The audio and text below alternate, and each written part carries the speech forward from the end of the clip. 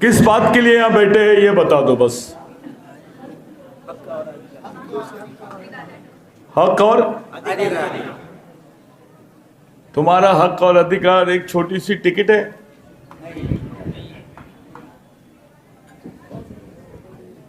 आमदार बनने से हक अधिकार मिल जाएंगे?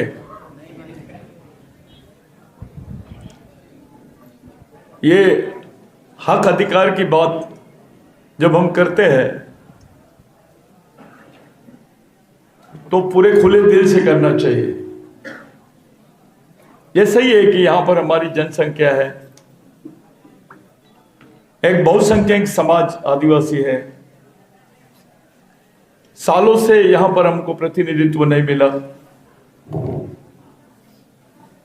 और हमको प्रतिनिधित्व मिलना चाहिए।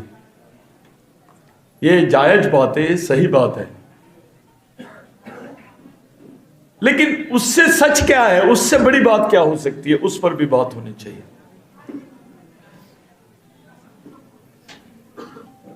मैं कुछ लोगों को, मैं उनका सबका सम्मान करता हूं, दादा लोगों का, जिन्होंने ये बात को रखी। सही है वो, मैं समर्थन भी करता हूं बात का। लेकिन मेरा एक सवाल है आप लोगों से। ये जो बिरसा ब्रिगेड का मिशन आप लोगों ने बनाया है, ये जो मिशन पूरे देश में चल रहा है, ये केवल आमदार और खासदार बनाने का मिशन नहीं है।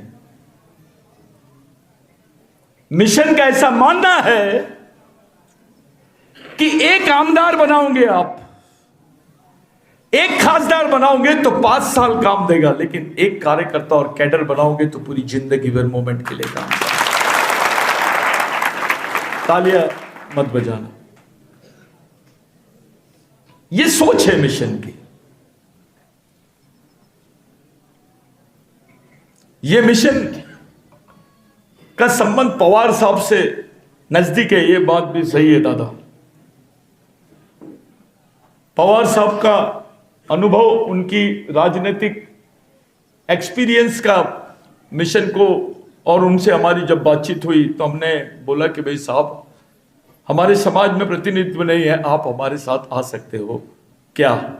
उन्होंने बोला बिल्कुल, मैं आपके साथ सामाजिक क्षेत्र में, आपके मिशन में हम लोग आपका साथ देंगे। ये बात बहुत अच्छी हुई और वो देखने में भी आई कि जब पूरे देश के लोग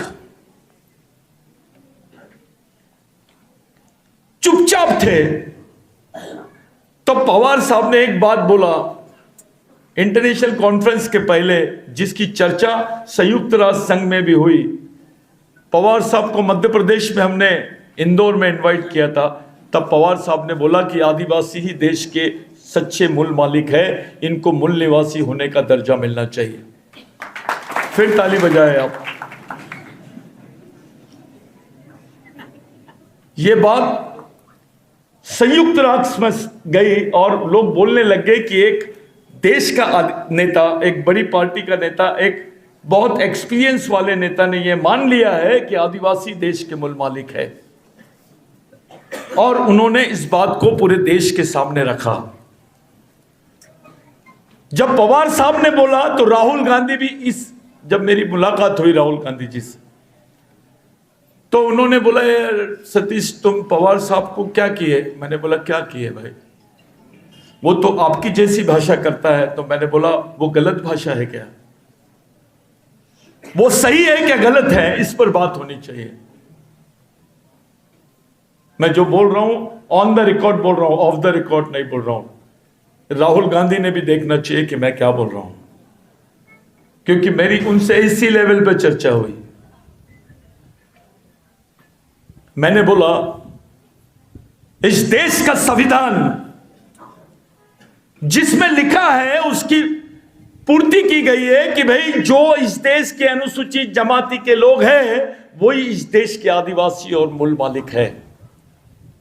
ये बोल रहे हैं कि भारत के संविधान में आदिवासी ये शब्द नहीं है, ये टेक्निकलिटी की बात करते हैं। हमने प्रूफ करके बताया कि जो अनुसूचित जनजाति के लोग हैं वो इस देश के मूल मालिक है, वो प्रथम नागरिक है।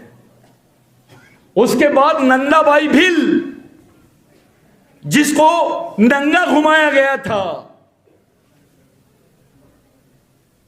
जिसके बाल काटे गए थे, उस नंदाबाई भील की पिटीशन में महाराष्ट्र सरकार नहीं जा रही थी। मैंने कुछ ऐसी बात तो मैंने नहीं करना चाहिए, लेकिन समाज से कुछ चीज छुपानी भी नहीं चाहिए। मैं कुछ अपने आमदारों को रूम में बंद किया और उनको बोला, जिंदा रहना है तो ये हमको करना ही पड़ेगा। उनका दिमाग वॉश किए। उसके बाद उनको समझ में आया कि यह मामला गंभीर है। उनको लग रहा था कि यह केवल नंदाबाई भील का मसला है। जब उनको समझ में आया तो हमको परमिशन मिली महाराष्ट्र सरकार से और हमने सुप्रीम कोर्ट में पिटीशन दिया। सुप्रीम कोर्ट में पिटीशन को फाइल किए और एक निर्णय आया। ऐतिहासिक भारत के इतिहास में ऐसा कोई निर्णय नहीं आया। जो सबसे महत्वपूर्ण निर्णय आया 2010-11 में कि सुप्रीम कोर्ट ने बोला आदिवासी इस देश के प्रथम नागरिक है और वही इस देश के मूल मालिक है और वो अनुसूचित जनजाति के नाम से संविधान में जाने जाते हैं और उनको मूल निवासी होने का दर्जा मिलना ही चाहिए। फिर ताली बजाए। ये जजमेंट जो पास हुआ जस्टिस काजू का, उसने इस देश में आपको मूल मालिक बना दिया।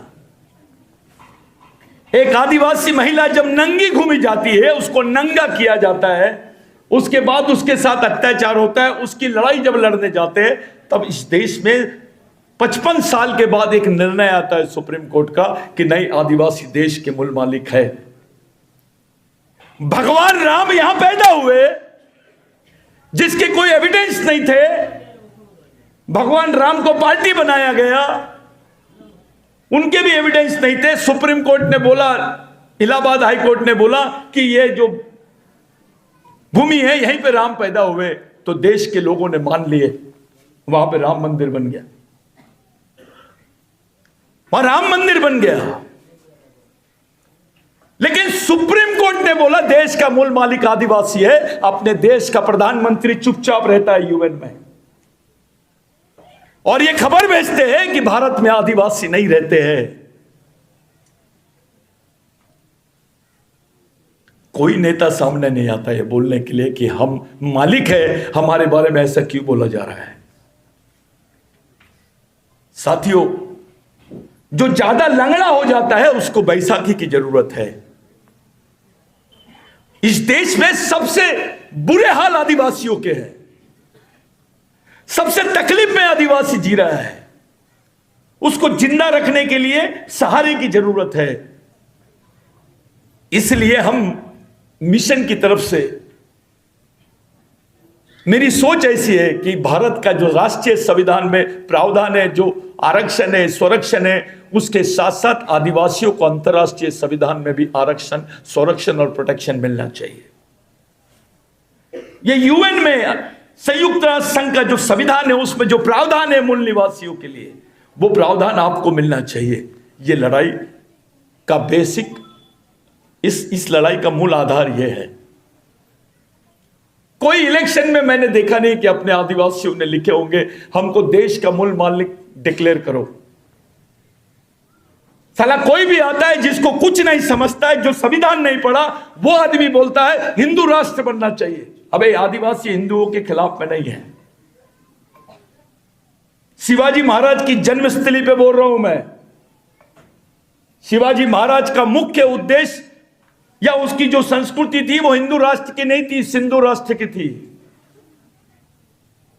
उसकी संस्कृति आदिवासी संस्कृति थी।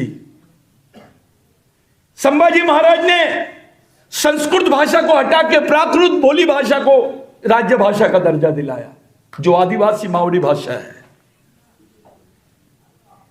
जिसको प्राकृत भाषा बोलते हैं। उस वक्त कोई पति मर जाए तो उसकी पत्नी को सती कर दिया जाता था। सनातन धर्म और मनुवादी धर्म जिसको बोलते हैं उनके हिसाब से। लेकिन इसी सेमिनरी में यह गवाह है कि जब शिवाजी महाराज के पिता गुजर गए उनकी मां को सती करने का प्रावधान दिया गया था। यहां के आदिवासियों ने उसका विरोध किया है और विरोध करने के बाद जिजाऊ को राजमाता का दर्जा दिया और उनके हाथ में सत्ता दी। यह केवल आदिवासी संस्कृति की वजह से हुआ है, दूसरी संस्कृति में इसके कोई प्रावधान नहीं है। आदिवासियों ने शिवाजी महाराज की मां को जिजाऊ माता बनाया, सर्वमान्य राजा बनाया। उस संस्कृति के आप वारिस हो। संभाजी महाराज का झुकाव आखिरी तक आदिवासियों की तरफ में था। शिवाजी महाराज का राज्याभिषेक पहले आदिवासियों ने किया, यहां के मनुवादियों ने उसका विरोध किया, उसके बाद में दूसरी बार राज्याभिषेक किया गया, क्योंकि इनको डर लग रहा था कि अगर आदिवासियों का राज्याभिषेक, आदिवासी संस्कृति से शिवाजी महाराज का राज्याभिषेक हो गया तो इस देश में पूरी आदिवासी संस्कृति खड़े हो जाएगी, दुकानें बंद हो जाएगी सबकी। कुछ लोग मेरे से सवाल पूछते थे, डिबेट करते थे। कुछ लोगों ने पूछा कि यह तलवारबाजी का जो हुनर है फलाने ने सिखाया, तलवारबाजी का हुनर संभाजी महाराज को किसने सिखाया? ये फलाने इसने सिखाया, वो उसने सिखाया, ये पेशवाई वाली भाषा करते थे। मैंने एक ही सवाल पूछा, तलवार चलाना बड़ी बात नहीं है, ढाल चलाने का हुनर आना चाहिए। बचेगा तो मारेगा, बचेगा ही नहीं तो मारेगा कैसे? संभाजी महाराज को ढाल चलाने की जो शिक्षा है वो आदिवासियों ने दी है। ये दुनिया में एक ही कौम जानती है, पूरे देश में नहीं, दुनिया में एक ही कौम के पास हुनर है। ढाल चलाने की हुनर केवल आदिवासियों के पास में है। आदिवासी कभी किसी पे आक्रमण नहीं करते। एक उदाहरण बता दो, किसी ने, आदिवासी राजा ने किसी की संतलत को छीना है, किसी के राज्य को छीना है। साथियों, मैं इस लड़ाई को उस तरीके से नहीं देखता हूं कि हमको प्रतिनिधित्व देना है, नहीं। बिरसा ब्रिगेड, जहां पे शिवाजी महाराज पैदा हुए, वहां प्रतिनिधित्व मांगता है। शिवाजी महाराज के विचारों का प्रतिनिधित्व पूरे दुनिया में ले जाना चाहता हूं मैं। हम बिरसा ब्रिगेड के मार्फत पूरी दुनिया के लोगों को संभाजी महाराज की विचारधारा, आदिवासियों का उनके साथ कनेक्शन और आदिवासी संस्कृति के साथ यहां के मराठाओं का रिलेशन, ये बताना चाहते हैं हम। अगर वो हमारे साथ आते हैं तो ठीक है, नहीं आते तो भी ठीक है। मैं आपसे पूछना चाहता हूं, अगर किसी ने आपको टिकट नहीं दिया, किसी ने हमारे समाज को पूछा ही नहीं, तो तुम्हारे पास उसका सॉल्यूशन होना चाहिए कि नहीं? वो सॉल्यूशन निकालने की क्षमता मिशन के पास होनी चाहिए। और अगर वो सॉल्यूशन हम लोगों ने नहीं निकाल पाए तो हम फेल हो गए। ये व्यक्ति का प्रश्न नहीं है, ये समाज का प्रश्न है। आज आदिवासी यहां मांग रहा है तो मराठाओं के मान में आ जाएगा, अरे यार ये तो हमारी भी सीट छीनने की बात कर रहे हैं। लेकिन यह व्यक्तिगत सोच हो सकती है, सामाजिक सोच कुछ अलग है। अगर संभाजी महाराज, शिवाजी महाराज की जन्मभूमि में, इस पवित्र जगह पर अगर पवार साहब की सोच बनती है या उनकी कोई दूसरी पार्टी की भी सोच बनती है कि हम आदिवासियों को अपना कैंडिडेट बनाएंगे, हम आदिवासियों को नेतृत्व देंगे, तो इतिहास रिपीट होगा। किला आदिवासियों का, जमीन आदिवासियों की, सेना आदिवासियों की, राजा शिवाजी कैसे, किस सोच की वजह से बने, इस पर सोचनी चाहिए। हम लोगों ने इस पर बात करना चाहिए, इस पर विचार करना चाहिए कि वो कौन सी विचारधारा थी जब सब हम एक जगह थे। मैं बार बार बोलता हूं, किसी को उचकाने के, किसी का मन दुखी करने की भावना मेरे में नहीं है, लेकिन शिवाजी महाराज ने जय श्री राम नहीं बोला, हर हर महादेव बोला। जय भवानी बोला।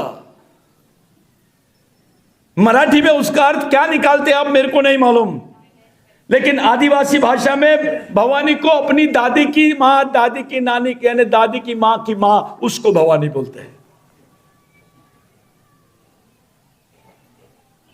भावानी और भवानी, इसमें जमीन आसमान का फर्क है। भावानी यानी पुरुषवाचक, भवानी यानी महिलावाचक। शिव का उल्लेख, शिव संस्कृति का उल्लेख, ये हर आदिवासी समाज के लिए सबसे महत्वपूर्ण है। मैं थोड़ा सा सब्जेक्ट को दूसरी तरफ ले जाना चाह रहा हूं। इस देश में शिव को बदनाम करने का भी षड्यंत्र चल रहा है, शिव को छोटा करने का भी षड्यंत्र चल रहा है। महादेव करके सीरियल आता है, मैंने उसकी क्लिप में देखा कि पार्वती महादेव को पूछते हैं, माता पार्वती पूछती है भगवान महादेव को कि आप अकेले में बैठ के किसका ध्यान करते हो? तो महादेव जवाब देता है, मैं राम का ध्यान करता हूं। हजम होने वाली बात है ये। मैं पहले पैदा कौन हुआ?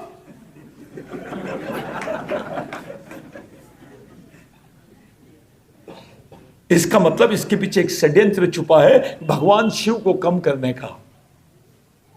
शुरू से इस सभ्यता को खत्म करने का षड्यंत्र चलते हुए आया है। क्या यहां का ओबीसी, यहां का मराठा, यहां का दलित, यहां का बहुजन छाते पे रख के हाथ बोल सकता है मैं आदिवासियों का वंशज हूं? खुद को तो हिंदू बोल देता है भाई। ये छोटी चीज है, क्योंकि जिनके पास हिंदुत्व का कंट्रोल है वो बड़े लोग हैं, लेकिन जिसके पास सांस्कृतिक कंट्रोल है, जो उसके वारिस है, वो बहुत छोटे लोग हैं, नंगे बदन वाले लोग हैं, ये लंगोटी वाले लोग हैं। लंगोटी वाले को भाई बोलने के लिए कलेजा लगेगा, सोच लगेगी, समझ लगेगा, संयम लगेगा। ये आदिवासियों को अपना भाई बोले, इस तरफ इस मूवमेंट को ले जाने की कोशिश चालू है। हम किसी को गलत नहीं बोलते। आपने हमको वनवासी बोल दिया, हमने कुछ बोले? आप खुलेआम इस देश के मालिक को वनवासी बोलते हो। अब जंगल में शेर रहता है, सुअर रहता है, जानवर रहते हैं, आदिवासी भी रहता है। यह मानववाचक शब्द नहीं है, तो भी आपको बोला जा रहा है। पहले असुर बोलते थे, फिर राक्षस बोलते थे, फिर वानर बोलते थे, अब वनवासी बोलने लग गए। मूल्यवासी, आदिवासी, वनवासी, स्वर्गवासी, ये प्लानिंग है। ये सोच के खिलाफ की हमारी लड़ाई है। इस लड़ाई में वो हमारे साथ आ सकते या नहीं आ सकते, इसका टेस्ट करना है। सर आप तो आदिवासी बादल हो, मेरे को मराठी समझता नहीं ज्यादा, लेकिन आदिवासियों की आप आवाज हो। अरे एक आमदार का पोस्ट नहीं मिलने से तुम्हारा कुछ हल्का भारी होता है क्या? शेर तो शेर ही रहेगा।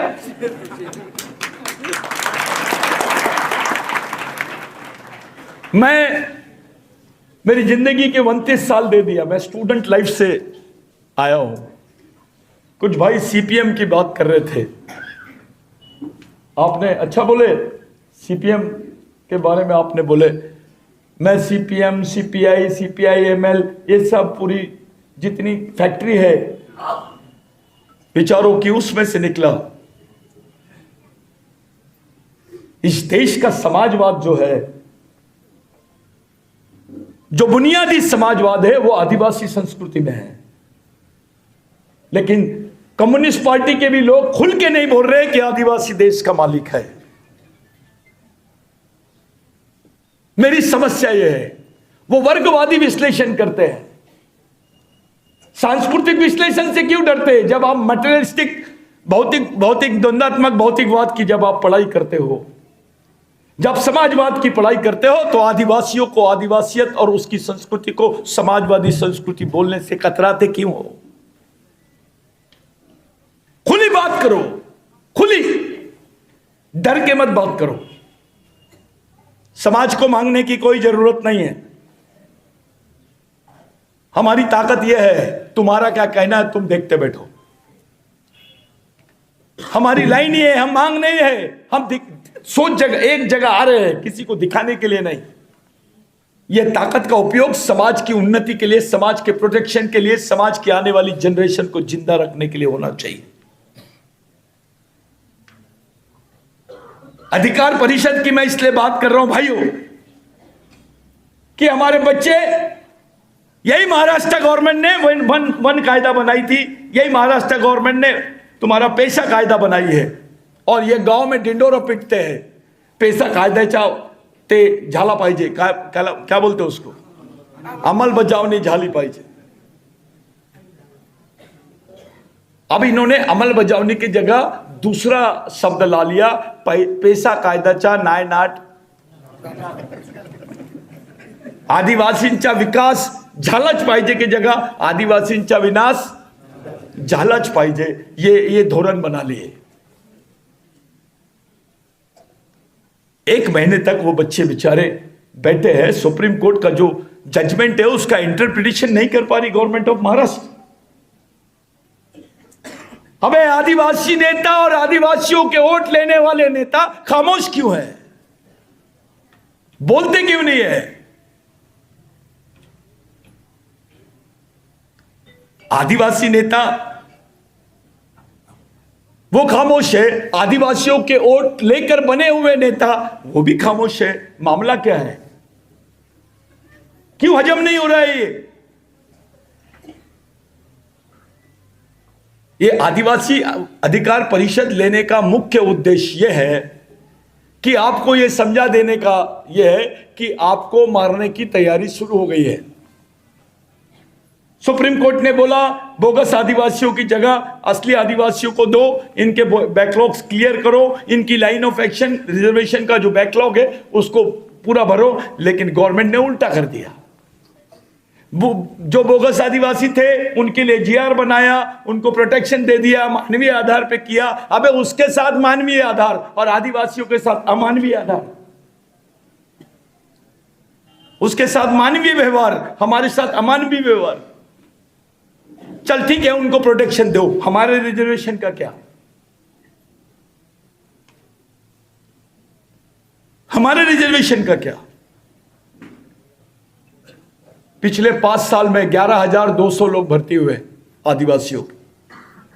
कितने? 11,200। मैं ज्यादा बोल रहा हूं, हो सकता है, लेकिन इससे ज्यादा लोगों की कोई भर्ती नहीं हुई। और आदिवासियों में बेरोजगारी की संख्या कितनी है? 4,52,00,000। 4,52,00,000 बेरोजगार बच्चे जिस समाज में है वहां 11,000 नौकरी क्या होती हो? ये तो ऊंट के मुंह में जीरा। कौन से रिजर्वेशन की लड़ाई की बात कर रहे हैं आप? जहां पोस्ट ही नहीं है आप कैसे जिंदा रहोगे? आधे से ज्यादा आदिवासियों का सर्वे हुआ, लेबर सर्वे। इस देश में संडास साफ करने का जो काम है उसको इन्होंने गवर्नमेंट सर्विस का हिस्सा बनाया है, लेकिन गड्ढे खोदने के काम को गवर्नमेंट सर्विस का हिस्सा नहीं बनाया गया। इस पे चर्चा नहीं करते। तुम्हारे बच्चों को सेंट्रल मेस के नाम पे क्या परोसा जा रहा है थोड़ा देखो। आदिवासी का बच्चा क्या खाएगा ये ठेकेदार तय करेगा, गवर्नमेंट नहीं। तुमको मारने के लिए भी ठेकेदार बना लिया उन्होंने। तुम्हारे बच्चे कैसा खाना खाते हैं इस पर भी बात करते हैं। आदिवासियों को मालूम नहीं है डीबीटी क्या है। अरे डीबीटी का जो पैसा आता है आदिवासी बच्चों के लिए, ये 10 महीने का पैसा दे रहे हैं, फिर भी डीबीटी के पैसे से क्या हाल हो रहे हैं आपको मालूम है? उसका पैसा ही खर्च हो जाता है, उसको खाना नहीं मिलता है। ये पैसे ले और देखते बैठ तू। ये एटीट्यूड है महाराष्ट्र सरकार का कि हम तुम्हारी जवाबदारी नहीं लेंगे। इरिस्पॉन्सिबिलिटीज, इग्नोरेंस,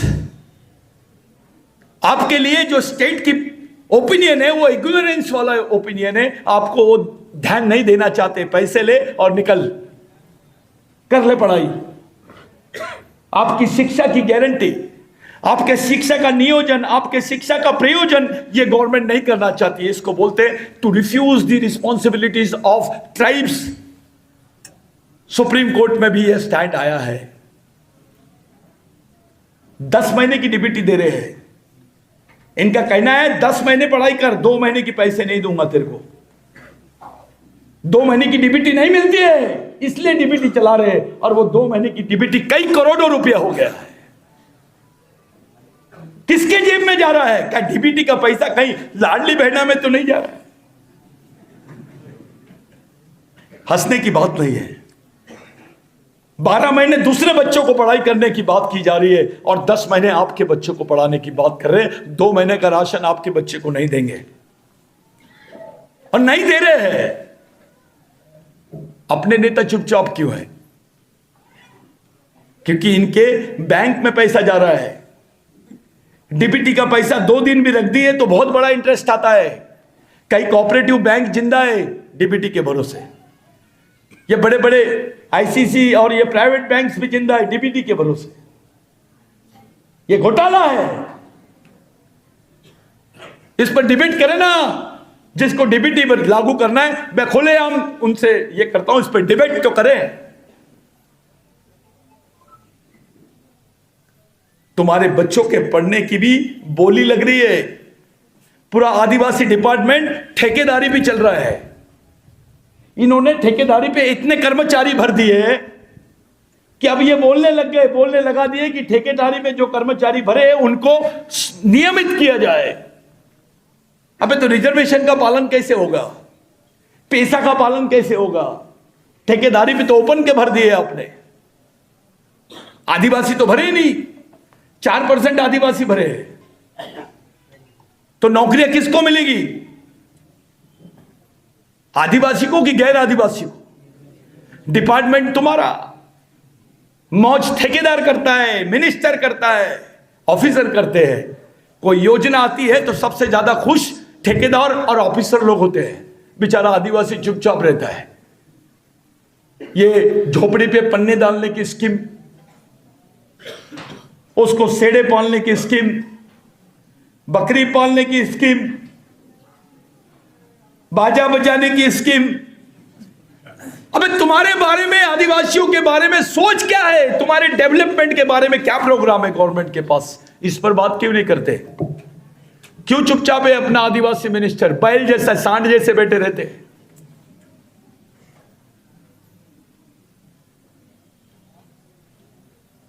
आश्रम स्कूल में बच्चा मर गया, अभी भी उसको 30 से 40 हजार रुपए का चेक। तुम्हारे बच्चे की जान की कीमत कितनी? मैं बार बार बोलता हूं, जानवरों की बकरा भी 1 लाख का बिकता है ईद का। तो भी हम चुपचाप क्यों है मेरे भाई? ऐसे प्रोविजन से तुम्हारे समाज का विकास होगा, हमारे समाज का विकास हो सकेगा। यह हक अधिकार सम्मेलन, हक अलग होती है चीज जिसको राइट्स बोलते हैं। अधिकार का मतलब क्या? एक ही शब्द है दोनों या अलग अलग है? चलो मैं सबसे पूछता हूं, यहां खड़े होकर जवाब दो।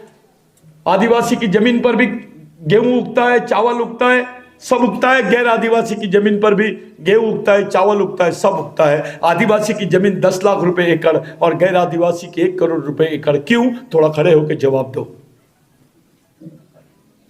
चलो, हम नेतृत्व करना चाहते हैं समाज का। ऐसा क्यों है?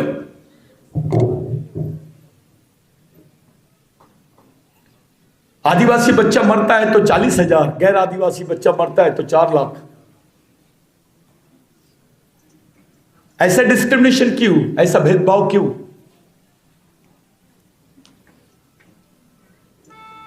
आपकी कीमत ही कम कर दिए। आपकी जान की कीमत, आपके बच्चों की जान की कीमत अगर कम हो गई तो आपकी राजनीतिक वैल्यू क्या रहेगी? जिस समाज की सोशल वैल्यू खत्म हो गई है, उस समाज की पॉलिटिकल वैल्यू कैसे स्टार्ट हो पाएगी दादा?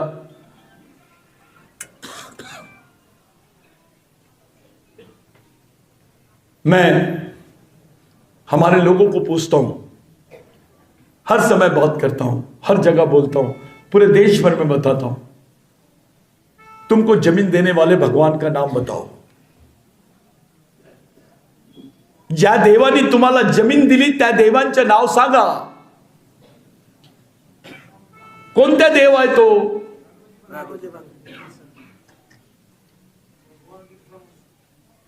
तो इनका देव जैसा स्थान है क्या तुम्हारे घरों में, तुम्हारी बस्तियों में? उनकी विचारधारा का क्या है? राघोजी भांगरे की विचारधारा, उसका इतिहास नहीं, उसकी विचारधारा क्या थी, ये किसी ने तुमको पूछा, क्या जवाब दोगे? नागे कातकरी की कौन सी विचारधारा थी?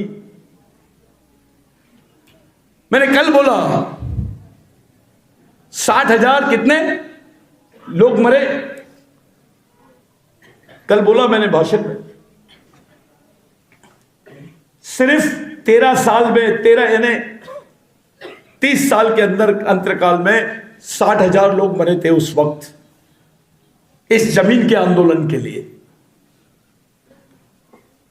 झूठ बात है तो मेरे को बाद में बोलना, मैं सच बात बोल रहा हूं. इको टूरिज्म का वर्ल्ड का सबसे बड़ा कॉन्ट्रैक्ट गवर्नमेंट ऑफ इंडिया ने किया. इको टूरिज्म, पर्यावरण का सबसे बड़ा कॉन्ट्रैक्ट जो है वो गवर्नमेंट ऑफ इंडिया ने किया विदेश के बड़े बड़े कंपनियों के साथ, पूंजीपतियों के साथ में. और वो जमीन किसकी दे रहे हैं? आदिवासियों की जमीन कर रहे हैं. ये पहाड़ों पे रहने वाले आदिवासियों की जमीनों का सौदा हो गया. विस्थापित कौन होगा? कौन बेघर होगा? किसकी संस्कृति खत्म होगी, किसका अस्तित्व खत्म होगा, किसके पुरखों की प्राचीन जमीनें छीनी जाएगी, वो कौन है? तो तुम्हारा आदिवासी नेता चुपचाप क्यों है? ये जब साइन होता है तब आदिवासी चुपचाप क्यों रहते हैं? तब पार्टियां चुपचाप क्यों रहती है?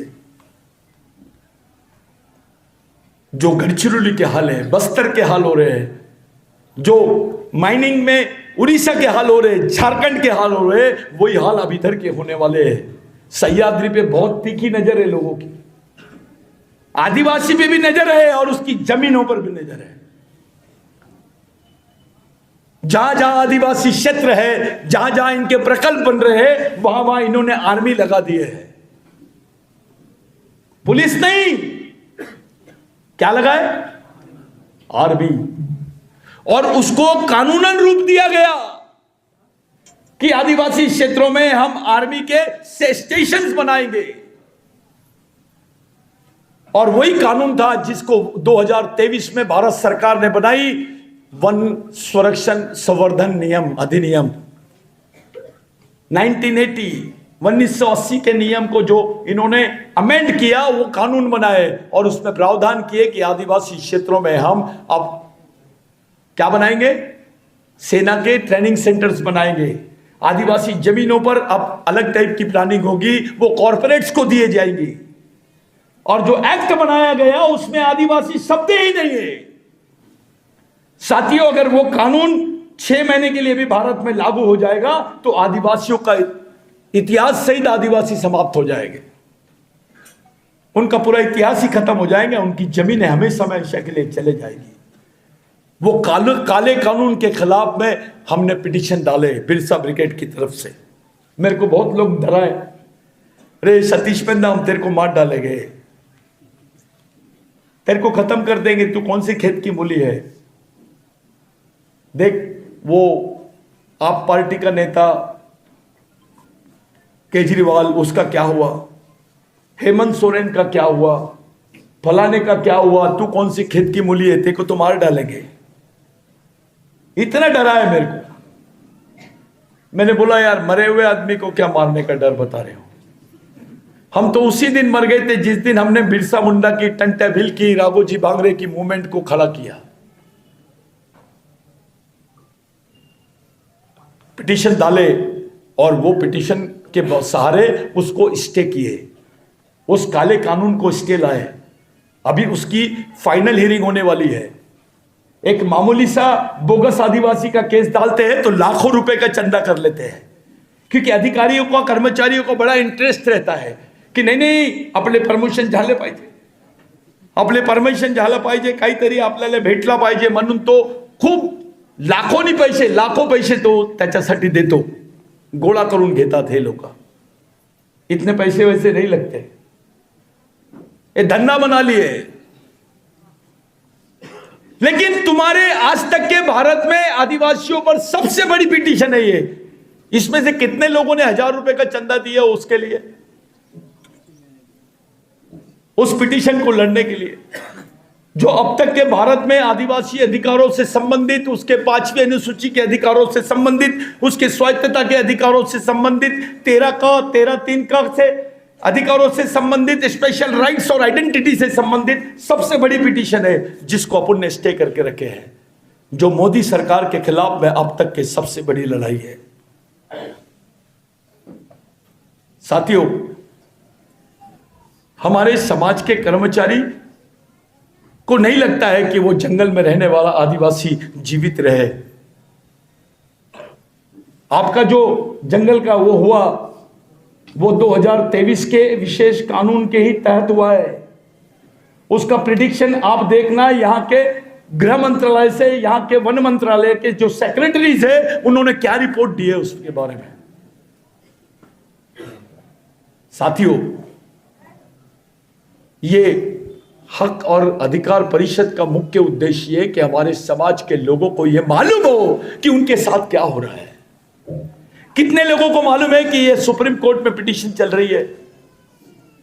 कितने लोगों को मालूम है कि बिरसा ब्रिगेड ये देश की आदिवासी विचार मंच के साथ देश का सबसे बड़ा पिटीशन लड़ रहे हैं हम सुप्रीम कोर्ट में. अगर ये हार गए हम तो हमेशा हमेशा के लिए हमारे अधिकार खत्म हो जाएंगे.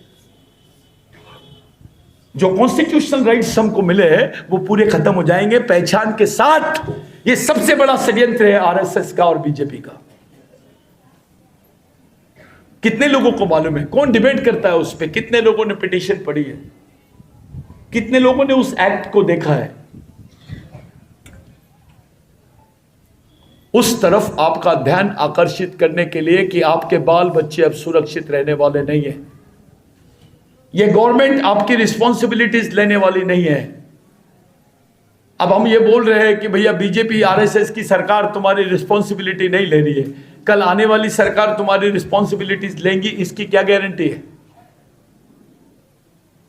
पार्टी और सरकार नेताओं के भरोसे समाज को नहीं खड़ा करने का. समाज को अगर जिंदा रखना है तो आपका अपना सामाजिक मिशन होना बहुत जरूरी है. पर्यायी तरीके से मुसलमान को रिजर्वेशन है क्या?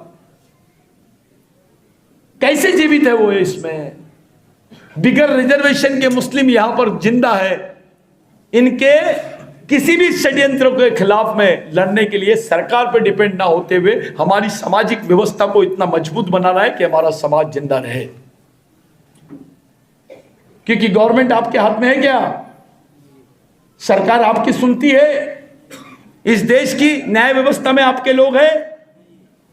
सुप्रीम कोर्ट में आज तक के एक आदिवासी जज नहीं बना है. जब मणिपुर की घटना हो रही है, अभी भी हो रही है, राज्यपाल कौन है? वहां की आदिवासी. राष्ट्रपति कौन है? दोनों महिलाएं हैं. और ये महिला आदिवासियों के रहते हुए नंगा तुम्हारा नाच बताया गया पूरे देश को. साथियों, ये घटना नहीं है, ये आदिवासियों के लिए चुनौती है. इतनी बड़ी घटना जिसको वर्ल्ड के लोगों ने देखे और उस पर प्रधानमंत्री कुछ बोलने के लिए तैयार नहीं है.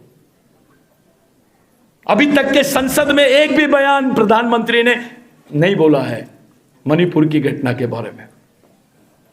क्या संकेत है? तुम्हारी आदिवासी भाई चुपचाप है. इतनी बड़ी घटना होती है और उस पर प्रधानमंत्री चुप, तुम्हारी आदिवासी राष्ट्रपति चुप. अरे राष्ट्रपति से बड़ा कोई पद हो सकता है क्या तुमको? अब तो आदिवासी राष्ट्रपति है तो भी तुम्हारे ये हाल है. इसमें से क्या संदेश मिलता है हमको? बताइए, क्या हल निकालेंगे आप? साथियों, महाराष्ट्र के विधानसभा इलेक्शंस में आदिवासी आमदार नहीं, आदिवासियों की भागीदारी सुनिश्चित करने की तरफ हमको जाना पड़ेगा। हमारा सामाजिक हस्तक्षेप करना पड़ेगा। 58 सीटें हैं, 54 नहीं, कल 54 बोला था मैं, आज स्टडी किया, 58 सीटें हैं जिसको आदिवासी उलटफेर कर सकते हैं। 22 सीटें राष्ट्रवादी कांग्रेस की है, 26 सीटें कांग्रेस की है और बची हुई सीटें यूबीटी की है। अगर ये गठबंधन के लोगों को ऐसा लगता है कि गठबंधन का कुछ खरा खोरा होना चाहिए, सही सही चलना चाहिए, तो आदिवासियों को बैठकर उनके साथ बात करनी चाहिए, और नहीं तो गए भैंस पानी में। हम तय कर सकते हैं। और मैं यहां से इसलिए बोल रहा हूं, कोई फोकनार बातें नहीं कर रहा हूं। जिन सीटों की मैं बात कर रहा हूं उसमें बिरसा ब्रिगेड का वजूद है, हमारे सामाजिक संगठनों का वजूद है, हमारे नेताओं का प्रभाव है, सामाजिक नेताओं का प्रभाव है। शरद पवार हमारे साथ बैठते हैं, हमसे बात कर लेते हैं, हमको पूछते हैं, रिपोर्ट मंगाते हैं, हमको एंटरटेन करते हैं। कांग्रेस वाले क्या कर रहे हैं, यूबीटी के लोग क्या कर रहे हैं? अरे हमने लोकसभा में किसी से पूछ के किसी से 2 रुपए नहीं लिए। कोई बोल दे नेता आदिवासी ने, बिरसा ब्रिगेड के लोगों ने पैसा लिया होगा, बिगर बोले इनकी सीटें चुना के लाए, गढ़चिरौली जैसे क्षेत्र से इनको चुना के लाए। उनको लग रहा है कि वो इतने बड़े नेता हो गए कि वो चुना के ला लिए। बे ठीक है, इस बार आदिवासी चुपचाप रहता है, तुम्हारे में दम है तो चुन के आ जाओ। ये मेरी इस मंच से कांग्रेस के नेताओं को, यूबीटी के नेताओं को खुली चुनौती है। शरद पवार जी की पार्टी के लोग बात कर रहे हैं, बात करते हैं, डायलॉग कर रहे हैं, कुछ तो हो रहा है, लेकिन इन्होंने तो अभी तक के घास भी नहीं डाली, हमको पूछा भी नहीं। इनको लग रहा है आदिवासी कांग्रेस के पास में गिरवी है, उद्धव ठाकरे जी की पार्टी के पास में गिरवी है। यहां पर भी ठीक ठाक डिसीजन नहीं हुआ तो हो सकता है पवार साहब की भी पार्टी में कुछ तो भी गड़बड़ हो सकता है।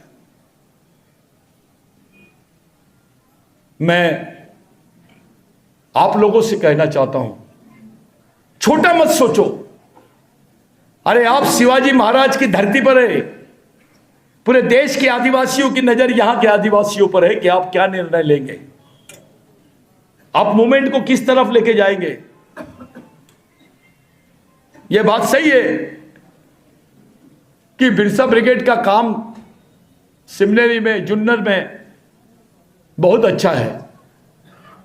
क्या अंबेगांव में कम है, क्या अकोले में कम है, क्या गढ़चिरौली में कम है, अमरावती में कम है, यवतमाल में कम है? ये यवतमाल का प्रतिनिधि बैठे हैं यहां।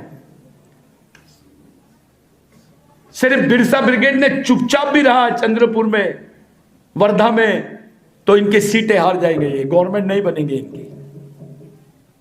मैं यहां से दावे के साथ बोल रहा हूं। लेकिन जो व्यवहार आदिवासियों के साथ में हो रहा है राजनीतिक पार्टियों का, वो बहुत ही निंदनीय है। यहां के नेताओं को लगता है मैं बहुत बड़ा नेता हूं, कांग्रेस के नेताओं को लग रहा है हमारा चेहरा देख के वोट दे रहे हैं, तो चलो प्रैक्टिकल कर लो, एक बार प्रैक्टिकल कर लो, सबको पता चल जाएगा वास्तविकता क्या है। आदिवासी क्षेत्र में घुसने के लिए तुम्हारे पास कौन सा चेहरा है बताइए। पूरे महाराष्ट्र में आपसे पूछता हूं, एक आदिवासी नेता का नाम बताओ जो आदिवासियों का नेतृत्व करके सामाजिक न्याय दिला दे, हमको राजनीतिक न्याय दिला दे। एक नेता का नाम बताओ, ज्यादा मैं उसके घर का एड्रेस लेता हूं, मैं अभी जाता हूं। यह स्थिति आ गई है अपने समाज की, और इस स्थिति में हम लोग ये सम्मेलन कर रहे हैं। पहला, क्या आदिवासियों का हस्तक्षेप रहेगा? क्या आदिवासियों की भागीदारी सुनिश्चित होगी? क्या आदिवासियों को राजनीतिक न्याय मिलेगा? क्या गैर आरक्षित सीटें जहां पर आदिवासी बहुल है वहां पर उनको प्रतिनिधित्व मिलेगा? हमको दिया जाएगा कि 25 सीटों पे तुम है, तुमको आरक्षित है, बस उतने लड़ लो। हमारी ये तैयारी है, जहां पर गैर आरक्षित सीटें हैं और जहां हमारी संख्या बहुल है वहां पर भी हमारा प्रतिनिधित्व होना चाहिए। इस दिशा में मिशन काम कर रहा है। जो आप लोगों ने बोले मंच पर, आपकी बात से हम सहमत है। मेरे को बार बार बोला जा रहा था, दादा शरद पवार जी से आप ला लो, टिकट ला लो। इसके पहले भी बहुत बड़े बड़े नेता थे, अपने आदिवासी नेता थे पवार साहब के पास में, उन्होंने क्या किया? अरे मैं तो पवार साहब की पार्टी का भी सदस्य नहीं हूं, कांग्रेस का भी सदस्य नहीं हूं, नहीं उबाटा का सदस्य हूं, मैं सदस्य हूं समाज का, बिरसा ब्रिगेड का। एक छोटा सा कार्यकर्ता हूं मैं, इससे ज्यादा मेरी कोई औकात नहीं है। लेकिन आपसे वादा कर रहे हैं हम, जब तक के पूरे आदिवासी समाज के का समाधान नहीं होगा तब तक के यहां पर कोई बात नहीं की जाएगी। यहां पर मैं तो आऊंगा ही नहीं, क्योंकि जुन्नर के साथ अन्याय नहीं होना चाहिए, जुन्नर के आदिवासियों के साथ अन्याय नहीं होना चाहिए। वनी मारेगांव यहां पर आदिवासी बहुल, चंद्रपुर में आदिवासी बहुल, रामटेक में आदिवासी बहुल, वर्धा के आरबी में आदिवासी बहुल, 1-1 लाख 70-70 80-80 हजार के ऊपर वोट है आदिवासियों के, और ये गैर आरक्षित क्षेत्र है। महाराष्ट्र में ऐसे 23 गैर आरक्षित क्षेत्र है जहां आदिवासी भविष्य तय करता है। अगर वो सीटों पर हमने कोई अच्छी रणनीति बनाए तो जो 25 आमदार है आदिवासियों के, वो 35 भी हो सकते हैं, 40 भी हो सकते हैं। हम चाहे तो गवर्नमेंट बना दे और हम चाहे तो गवर्नमेंट गिरा दे, इस स्थिति में आदिवासी है। आप लोगों से मेरी विनती है, संयम के साथ, पूरे ठंडे दिमाग से, सही बात है राजनीतिक अधिकार होना चाहिए, राजनीति करना चाहिए, लेकिन बिरसा ब्रिगेड पहली बार आया है। अब तक के सामाजिक क्षेत्र में काम करने का एक्सपीरियंस है, राजकारण करने का आप लोग दायित्व दे रहे हैं। आप सब लोग बोल रहे हैं कि मैं कुछ सब बोलते हैं, सतीश दादा आता काही तेरी झाला पाहिजे, यानी आप समाजकारण करवाए मेरे से, अब राजकारण भी करवा रहे हैं। पहले चित बोले, अब पट भी बोल रहे हैं, तो कल इल्जाम भी आएगा सतीश दादा तो समाजकारण कम राजकारण ज्यादा करते। तो कल बिरसा ब्रिगेड पे आरोप लगेंगे कि ये संगठन राजनीतिक संगठन है, सामाजिक संगठन नहीं है। इन सब चीजों से आपको उभर के आना है। अपने पास आदिवासी वादर जैसे लोग हैं, इनके पास भी अनुभव है, ये कितने तकलीफों से गुजरे होंगे जब इनको जिला परिषद अध्यक्ष बनाया होगा, क्या क्या किए होंगे उनका उन्हीं को मालूम। अब मैं राजनीति में जाने के लिए आप लोग बोल रहे हैं, आपको ऐसा लग रहा है कि हमने तो खुजा लिया, अब तू भी जाके खुजा ले, यानी मैं तो मरा हूं, तू थोड़ा डूब के देख। हम तो डूबेंगे सनम, तुमको भी ले डूबेंगे। एक शेर है, बहुत अच्छे शायर का शेर है कि अपने चेहरे से जो जाहिर है वो छुपाए कैसे, और हम तेरी मर्जी के मुताबिक नजर आए कैसे। घर सजाने का तस्वुर यानी सपना, घर सजाने का तस्वुर तो बहुत बात का है, पहले ये तय हो इस घर को बचाए कैसे, इस समाज को कैसे बचाए, इस बारे में बात होनी चाहिए भाई साहब। आदमी के बारे में गौन, सतीश पेंदाम एमएलसी बने, सतीश पेंदाम राज्यसभा गए, अरे भगाओ ना यार, नहीं दिए तो क्या हो रहा है इससे। पहले स्कूटर पे चलते थे, थोड़ी सी कार किराए की मिल गई है, ज्यादा ही छोंगा तो साइकिल पे जाएंगे, लेकिन मूवमेंट कम नहीं होना चाहिए। दादा हम आपके साथ तब भी थे, आज भी है, आगे भी रहेंगे, लेकिन हमारी जो लाइन है वो लाइन सामाजिक होनी चाहिए। हमारी सब लोगों की लाइन सामाजिक होनी चाहिए। भोले सर जैसे लोग खुल के आके बात कर रहे हैं, बहुत अच्छी बात है। लेकिन मैं इस बात से खुश नहीं हूं कि हम लोग सब लोग बोल रहे आता आपला आलाच पाहिजे, लई झाला आता काहीतरी वेगळा झालाच पाहिजे। अरे काय झालाच पाहिजे? इसका छोटा, इतनी छोटी बात को क्यों जम के बोलते हैं? बड़ी बात को जम के बोलो ना कि इस देश के मालिक हम बनना ही चाहिए, अभी घोषित होना ही चाहिए। मैं ये घोषणा कर रहा हूं आपको कि शिवाजी महाराज की जन्मस्थली पर सब लोग सुन लो, कार्यकर्ता लोग, कि शिवाजी महाराज की जन्मस्थली पर अगला इंटरनेशनल कॉन्फ्रेंस होने वाला है आदिवासियों का। यहां पे 26 देश के लोग आएंगे और इसी शिवाजी महाराज के पास से पता लगाएंगे, हम बताएंगे ओरिजिनल वंशज कौन है। शिवाजी महाराज के वंशज नहीं, शिवाजी महाराज किसका वंशज है ये बताने की तैयारी हम लोग करने वाले हैं। ये जो मूल निवासी वाला हमारा आंदोलन है, मूल मालिक वाला, वो आंदोलन का दूसरा अंतर्राष्ट्रीय सम्मेलन हम लोग जुन्नर में करने वाले हैं। वो अंतर्राष्ट्रीय अधिकारों को प्राप्त करने के लिए, हक और अधिकारों को प्राप्त करने का अधिवेशन रहेगा। आप लोगों की बहुत बड़ी भूमिका रहेगी। आप लोग को पूरे विश्व में याद किया जाएगा। हम जानना चाहते हैं, बताना चाहते हैं कि संभाजी महाराज की जमीन, शिवाजी महाराज का जन्म स्थल और राघोजी भांगरे का कर्म स्थल कौन सा है, इसको पूरे विश्व में फेमस करना चाहते हैं हम। जो विधायक बनेगा वो उस इंटरनेशनल कॉन्फ्रेंस की अगुवाई करेगा। वो सिर्फ रास्ते बनाने और नल्ली बनाने के लिए विधायक नहीं बनेगा, वो समाज की लाइन खड़े करने के लिए बनेगा। और ये सबको मालूम है कि समाज में क्या हालत है, कितने बुरे हालत है हमारे। हमने खासदार बनाए, सांसद को मदद किए, पवार साहब के कहने पर कांग्रेस से बिगर बात किए, यूबीटी से बिगर बात। अभी तक के मैं उद्धव ठाकरे जी से बात नहीं कर पाया, मिला भी नहीं। राहुल गांधी से मिल लिया था मैं, लेकिन उद्धव ठाकरे से आज तक नहीं मिला। तो भी उनके कैंडिडेट को जिता के ला लिए, सिर्फ शरद पवार जी के कहने पर, पवार साहब के कहने पर, पवार साहब के निर्देश पर हम लोगों ने पूरी ईमानदारी से महाराष्ट्र में काम किए, मध्य प्रदेश में काम किए, छत्तीसगढ़ में काम किए, तेलंगाना में काम किए।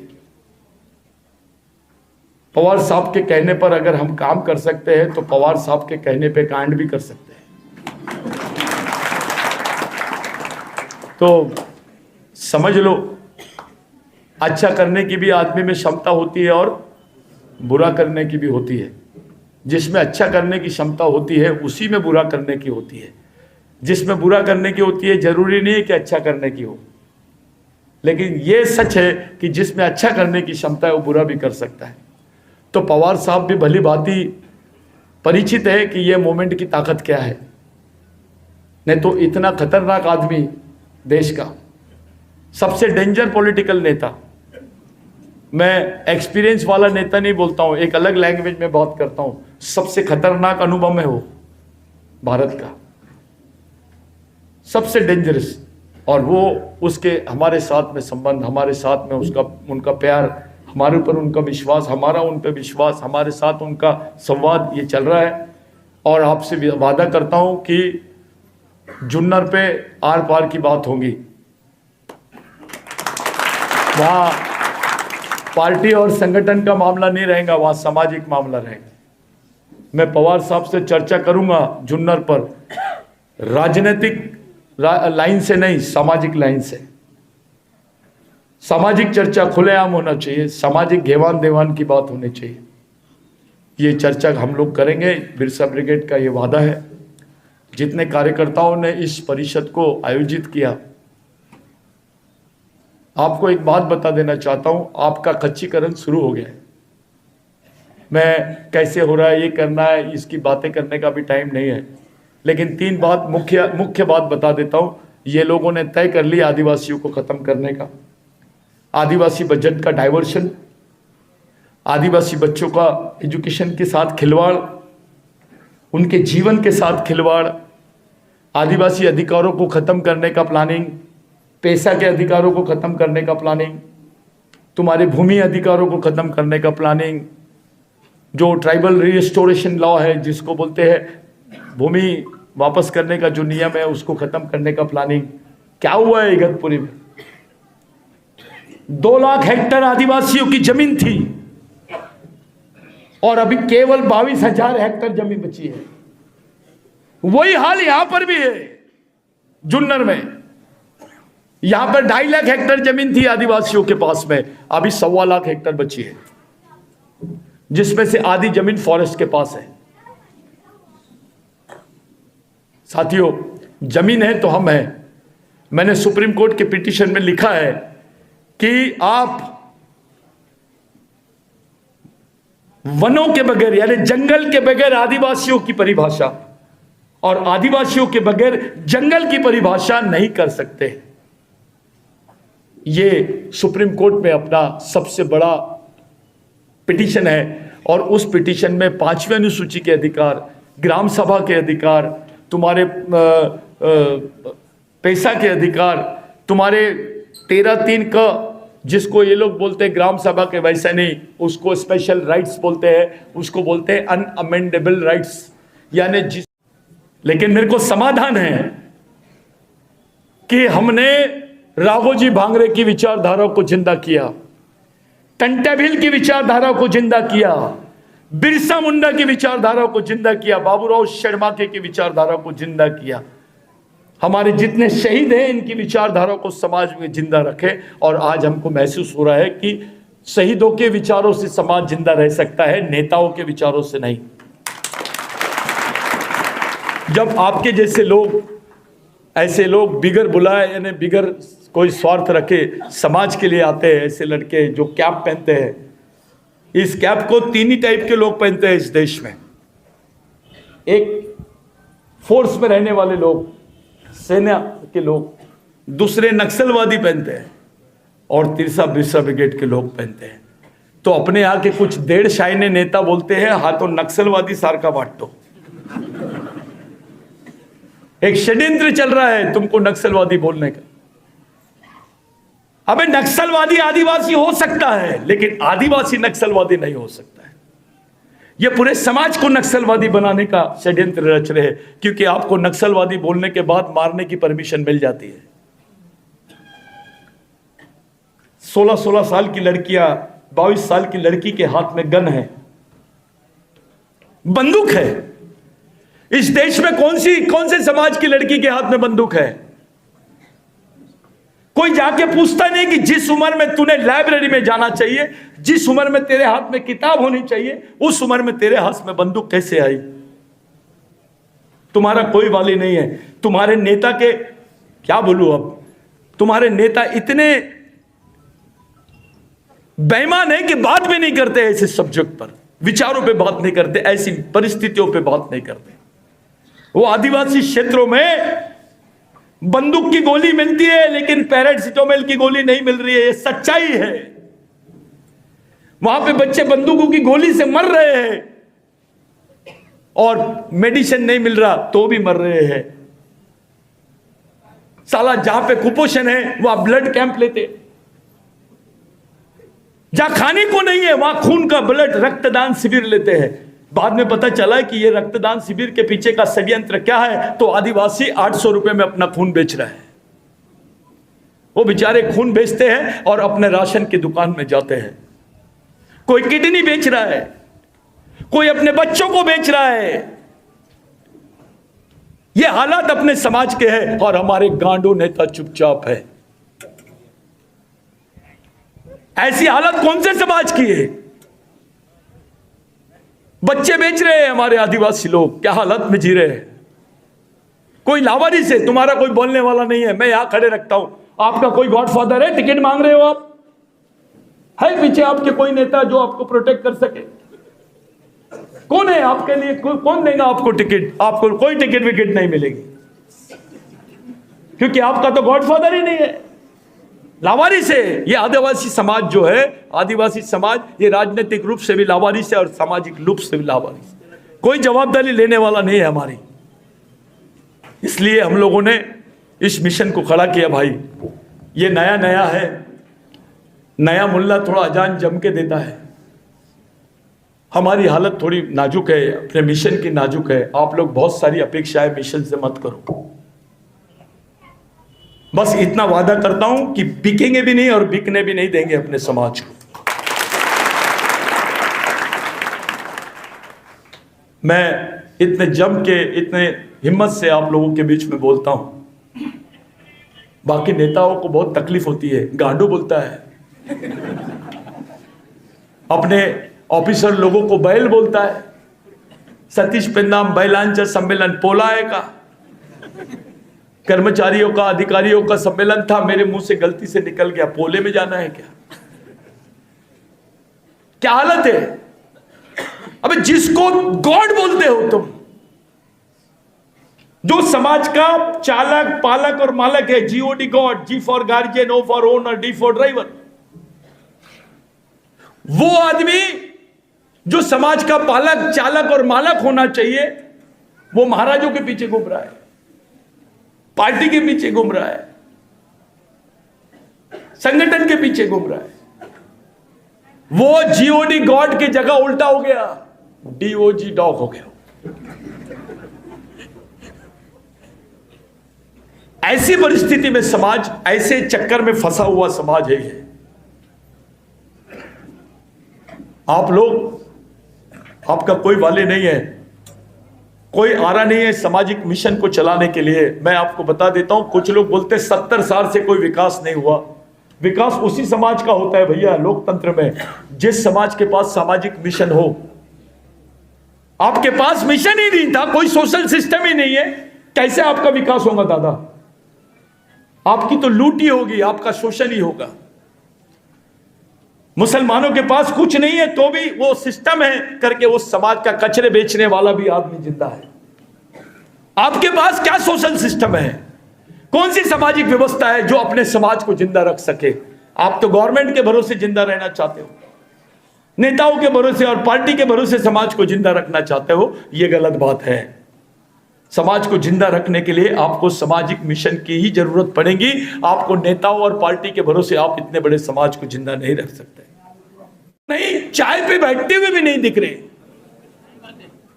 गणपति की आरती करते हुए भी नहीं दिख रहे एक जगह, किसी मैयत में भी एक जगह नहीं दिख रहे, शादी में भी नहीं दिख रहे। अबे तो कब दिखेंगे? नहीं खाते हुए दिख रहे एक जगह, तो दूसरी जगह तो दिख जाओ कम से कम।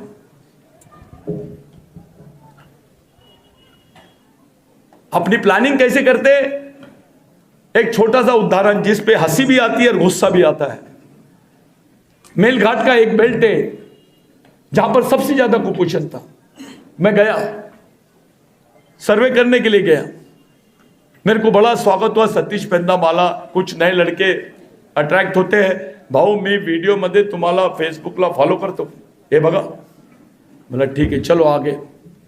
वहां देखा सबसे ज्यादा कुपोषण, और वहां काम चल रहा था संडास बनाने का, वो हागवनदारी मुक्त गांव।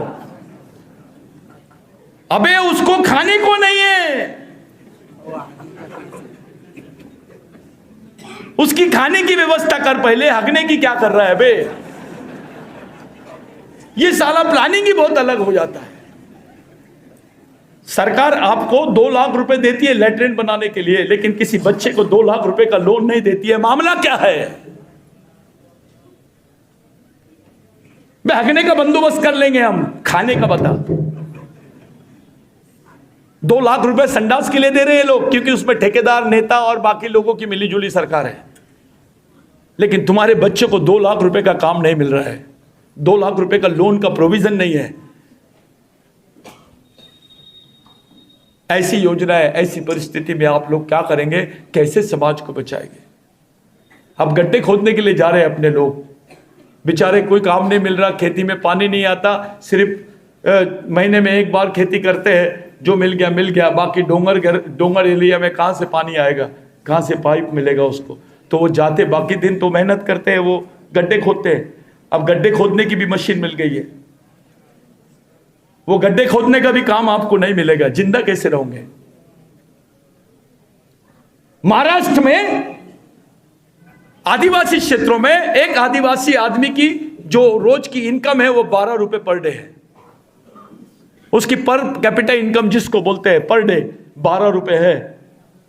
12 रुपए में उसके पीछे 5 लोगों का परिवार है। मेरे को आप बताइए, यहां बैठे हुए सभी विद्वान लोगों से, सभी महामानव, अपने जो भी साथ भाई लोग हैं, सबसे विनंती है, 12 रुपए में एक परिवार कैसे पलेगा? 5 लोगों का क्या खाएंगे बताओ? क्या खिलाएगा? अबे 12 रुपए की कैडबरी चॉकलेट नहीं आती।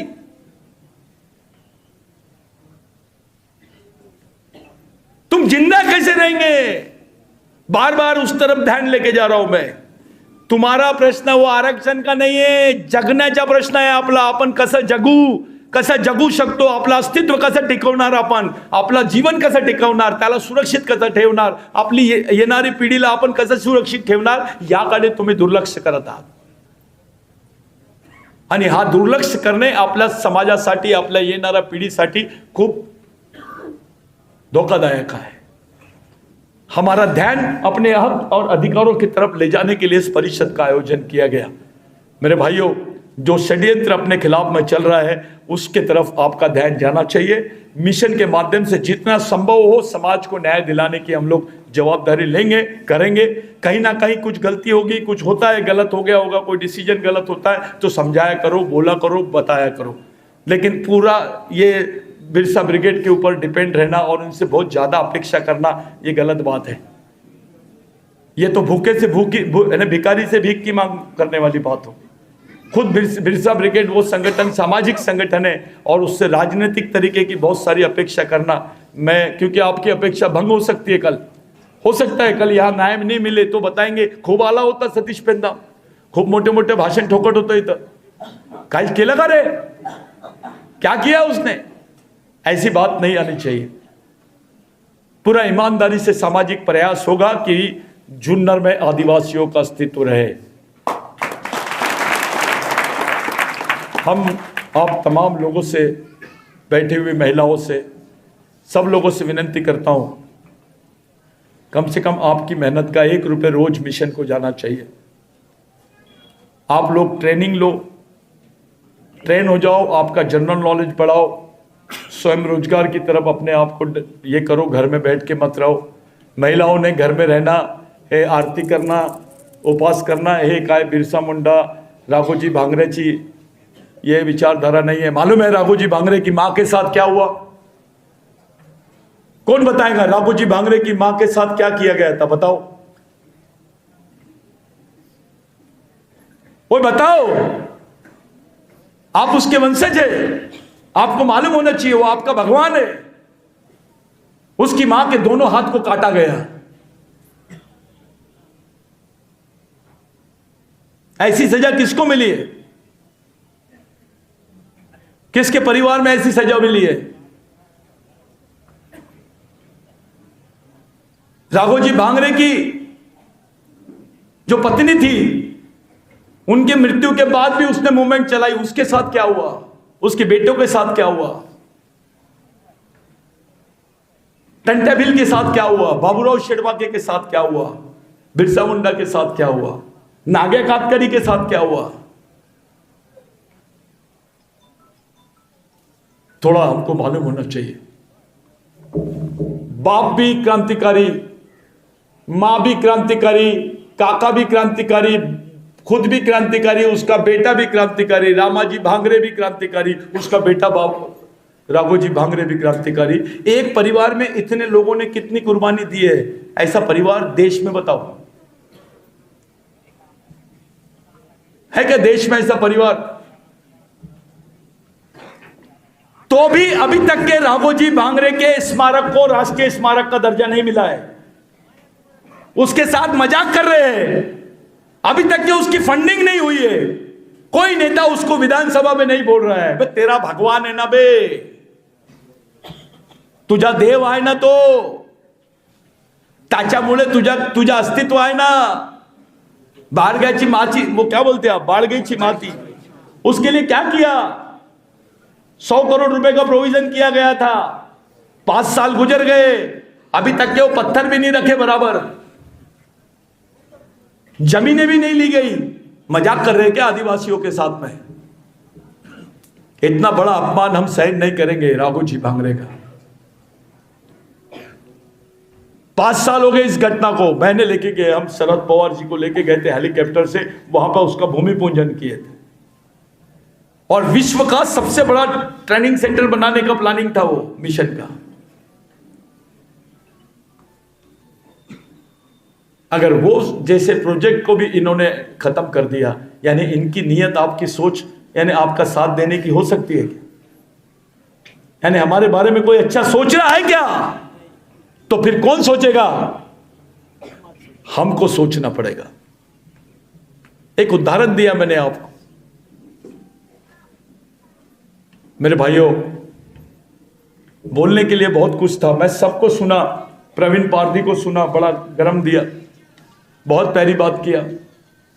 बोले सर ने बोले, अपने दादा ने बोले, आदिवासी वादर दादा ने, उन्होंने भी बोले, दादा ने, कुछ लोगों ने बहुत सेंसिटिव प्रश्नों पे बात की, बहुत संवेदनशील प्रश्नों पे बात हुई।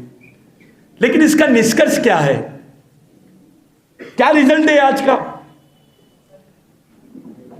क्या रिजल्ट, क्या करना चाहिए? आप लोग बताइए, कैसे करना चाहिए? क्या रास्ता है इसका? कौन बताएगा? ये समस्याओं से कैसे बाहर निकले, अपने अधिकारों को किस तरीके से सामने लाए, हमारे बाकी उद्देश्यों को कैसे साध्य करे, हमारी जनरेशन को कैसे यहां करे, राज्य की राजनीति में हमारा सामाजिक हस्तक्षेप कैसा खड़ा करे, इसको किस तरीके से करोगे, ये बताओ बड़ा। ये बैठकर खुले रूम में खुले यानी मंच में बात करने वाली सब्जेक्ट नहीं है, ये बंद रूम का सब्जेक्ट है। और बंद रूम में इसकी बात होनी चाहिए, क्योंकि राजनीति का जवाब आपको रणनीति से देना है, और आपके पास रणनीति होनी चाहिए। आज के दिन आप लोग इतने देर से बैठे हैं, मेरी माँ बहनें, मेरे भाई लोग, मेरे बुजुर्ग लोग, हमारे माता पिता तुल्य लोग हैं। मैं इसको एक सामाजिक पंचायत मानता हूँ, एक अच्छी सामाजिक बैठक मानता हूँ। आप तमाम लोग, जितने लोग यहाँ पर बैठे हैं, एक डिसीजन जरूर लेंगे कि क्या किया जाए, कैसे किया जाए,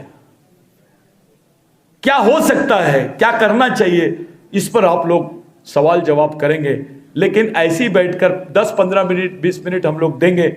मैं आगे की बात रखने के लिए आज के जो अध्यक्ष है दादा, हमारे बुजुर्ग, मैं उनसे विनती करता हूं, उनको यहां पर बुला के आप लोग उनका स्पीच कराएंगे। मैंने कोई भाषण नहीं दिया, मैंने वही बात रखा जो सच है। मैं आपके सामने अपना दुख बता रहा हूं। मेरा भी कभी कभी माइंड नहीं चलता, मेरे को भी सहारे की जरूरत पड़ती है। मैं किसके दरवाजे पे जाऊं ये बताओ? मैं पूरा देश घूमता हूं भाइयों, मेरे को मारने की धमकी, ये धमकी, खत्म करने की धमकी, ऐसा वैसा, ये रोज होता है। मेरा पर्सनल लाइफ भी डिस्टर्ब कर दी है लोगों ने, दूसरे कम, अपने लोग भी ज्यादा है। उनको समझता भी नहीं है कि वो क्या कर रहे हैं, क्या बोल रहे हैं। कई तरी टोंडा दिए थे या निगुन जाते, कुछ भी बोलते हैं, ये ऐसा है, वो वैसा है। ये सड़ी बातें करना छोड़ो। हाँ ठाकर आए, मेवारली आओ, हाँ महादेव कोड़ी आए, ये गांडूगिरी की बात छोड़ो। ये मानसिक नपुंसकता है, इससे बचो। हमारे शहीदों ने किसी एक जाति जनजाति के लिए लड़ाई नहीं लड़ी, ये पूरे समाज के लिए लड़े हैं। समाज बहुत बड़ी है। एक जीसस क्राइस्ट को सूली पे लटकाए तो वो भगवान बन गया। ये लोग तो तुम्हारे लिए हंसते हंसते फांसी के तख्ते पे लटक गए, अभी तक भगवान नहीं बनाया आपने। आपने दूसरों की विचारधारा पर अपना जीवन जिए, आपकी खुद की विचारधारा खड़े नहीं कर पाए। ये वैचारिक लाचारी से अपने समाज को अलग हटाओ, एक जगह आओ। पार्टी से ज्यादा प्रेम नहीं, पार्टी बाद में, पहले समाज, नेता बाद में, पहले समाज। पार्टी बड़ा की समाज, नेता बड़ा की समाज। समाज है तो आप है, आप है तो आरक्षण है, समाज है तो रिजर्वेशन है, समाज है तो प्रावधान है, और आपकी पहचान है, आपका जीवन है। समाज बहुत बड़ी चीज है। आपके जीवन में समाज भगवान से बड़ी चीज है। ये बात मैंने नहीं बोला था, भगवान राघोजी भांगरे ने बोला था। आज के बाद किसी भी क्रांतिकारी के सामने आपको भगवान शब्द लगाना है। मैंने किसी ने सुना राघोजी भांगरे, तो मैं उससे नाराज हो जाऊंगा। उसको बोलना है भगवान राघोजी भांगरे। ये भगवान के भी बड़े लोग हैं। आपके बेटे को बड़ो बोला तुम्हारे लिए फांसी के तख्ते पे चढ़ जा, चलो बीबी को ही बोलो तुझ्या सोबत मी इतकं जीवन केलं, माझ्यासाठी तू फांसीवर। हो सकता है क्या? फिर ये लोग तुम्हारे लिए फांसी के तख्ते पे चढ़े हैं। अरे फांसी का वो रस्सी था, वो टूट गया था राघोजी भांगरे का। नियम बोलता है कि फांसी का अगर वो रस्सी टूट गया तो उसको फांसी नहीं होना चाहिए, लेकिन दूसरी बार डबल रस्सी बांध के फांसी दी गई राघोजी भांगरे को। भारत में एक केस बताओ ऐसी हुई क्या? राघोजी भांगरे विट्ठल रुक्माई के मंदिर में पकड़ा गया। वहां काहे के लिए गया था राघोजी भांगरे? क्यों गया था? किस लिए गया था? किसने बुलाया था? राघोजी भांगरे की वजह से शिवाजी महाराज के वंशज प्रोटेक्ट हुए। उनका संरक्षण करने वाला, शिवाजी महाराज के वंशजों का संरक्षण करने वाले भगवान का नाम है राघोजी भांगरे। संभाजी महाराज का असली वारिस राघोजी भांगरे है। यह सच्चाई है। जो लोग बोल रहे हैं महाराजासाठी आम्ही चालवतो, आम्ही हे चालवतो, बे हमको नकली बात मत कर, असली बात कर। पहला सवाल, शिवाजी महाराज की लड़ाई में, संभाजी महाराज के संघर्ष में सबसे ज्यादा किस समाज की कुर्बानी हुई है उसके बारे में बताओ। किस समाज के लोगों की सबसे ज्यादा कुर्बानी दी गई है? उस परिवार के लिए सबसे ज्यादा कुर्बानी कौन से समाज ने दिया है? आदिवासियों ने। तो उसके विचारों पे भी हक किसका होना चाहिए? उसकी प्रतिष्ठा पे भी पहला दावा किसका होना चाहिए? ये याद में रखना है। समय आ गया भाई अपने आप को प्रूव करने का, अपने आप को साबित करने का। हम लोग धीरे धीरे संभाजी महाराज पर, शिवाजी महाराज पर और खास करके राघोजी भांगरे, हमारे जितने शहीद हैं उन पर धीरे धीरे लिटरेचर्स निकालेंगे। मैं कहानी लिखने में मेरा इंटरेस्ट नहीं है, मैं विचारधारा का शोध करना चाहता हूँ। मेरा आधे से ज़्यादा काम हो गया है। भारत के 240 क्रांतिकारी, आदिवासी क्रांतिकारियों का जो आंदोलन था उसकी स्टडी करके हम लोगों ने, जैसे मार्क्सवाद है, अम्बेडकरवाद है, वैसे बिरसावाद की बात हम लोग खड़े कर रहे हैं। मेरे भाइयों, इस विचारधारा के भरोसे पूरे देश के नहीं विश्व के आदिवासी एक जगह आ सकते हैं। साथों साथ यहाँ के मजदूर, किसान और बाकी हमारे दबे कुचले भाई लोग, शोषित भाई लोग भी हमारे साथ आना चाहिए। ये सोच रख के हम लोग मूवमेंट चला रहे हैं। आज के दिन मैं आपसे इतना ही प्रॉमिस करता हूँ कि जो आप लोगों ने हक अधिकार परिषद लिए, इसका रिजल्ट बहुत पॉजिटिव आएगा, बहुत पॉजिटिव रिजल्ट आएगा, ये हम लोग बताना चाह रहे हैं। मैं, हमारे अध्यक्ष दादा है, उनको, या दादा तुम्ही बोला नाही तो हे लोक सतीश भाऊचं भाषण झालं आता घरी चाल, तो मैं इथं आणतो ते माइक।